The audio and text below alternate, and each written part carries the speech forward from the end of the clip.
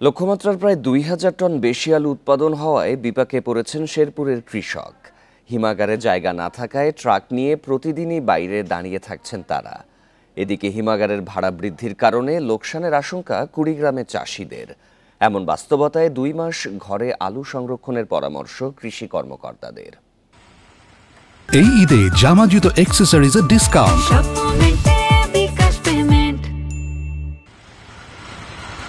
আলু সংরক্ষণের জন্য শেরপুরে সরকারি ২টি আর ব্যক্তি মালিকানার একটি হিমাগার রয়েছে।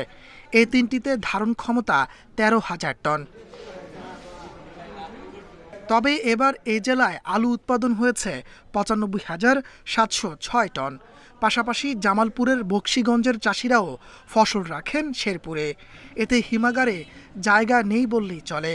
ট্রাকে আলু নিয়ে বাইরে অপেক্ষায় কৃষক।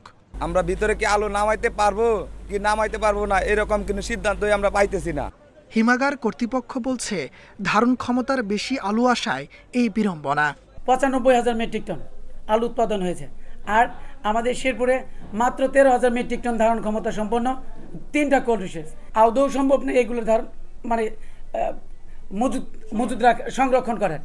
কৃষি বিভাগ বলছে শেরপুরে এবার ৫,২১২ হেক্টর জমিতে আলু চাষের লক্ষ্য ছিল, কিন্তু আরও ১০৫ হেক্টর বেশি চাষ হওয়ায় উৎপাদন বেড়ে গেছে প্রায় ২,০০০ টন। আলু সংরক্ষণটা নর্মালি কৃষক তার বাড়িতে ২-৩ মাসের জন্য আলু নর্মালি সংরক্ষণ করতে পারে, কিন্তু লং টাইম যদি সংরক্ষণ করতে হয় তাহলে তাকে কোল্ড স্টোরেজে রাখাটাই শ্রেয়। আমরা ২-৩ মাসের যেটা হয় সেটা সেইভাবে আমরা তাদেরকে মোটিভেশন দিচ্ছি। এদিকে হিমাগারের ভাড়া বাড়ায় লোকসানের শঙ্কায় কুড়িগ্রামের চাষিরা। আবার বাজার দর কম থাকায় বিক্রি করেও বেশি লাভ হচ্ছে না। এ নিয়ে অনেকটা উভয় সংকটে কৃষক। যেখানে আমরা দিয়েছি ৩ টাকা ৩.৫ টাকা স্টোর ভাড়া, কিন্তু এই বছর সেখানে ৬ টাকা ৭৫ পয়সা। কুড়িগ্রামেও লক্ষ্যমাত্রার ১১০০ হেক্টর বেশি জমিতে আলু চাষ হয়েছে।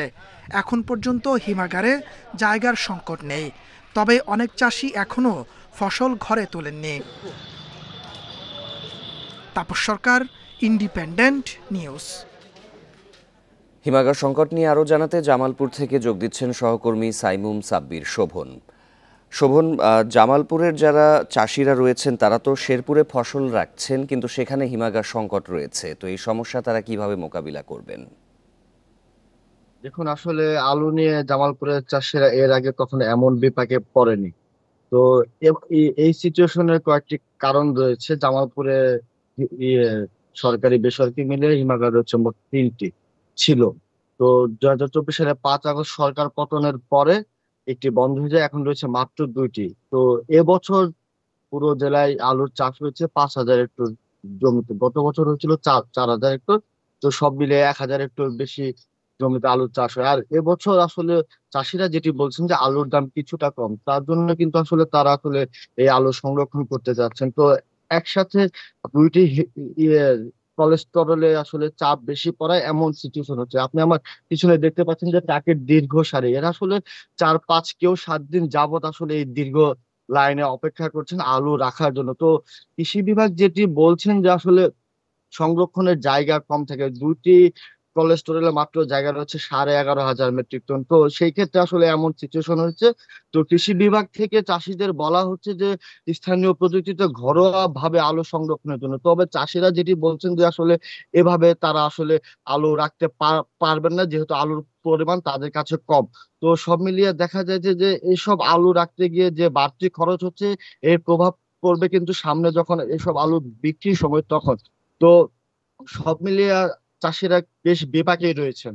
তো আলু নিয়ে এই ছিল সর্বশেষ তথ্য। জামালপুর থেকে জানাচ্ছিলেন সহকর্মী সাইমুম সাব্বির শোভন।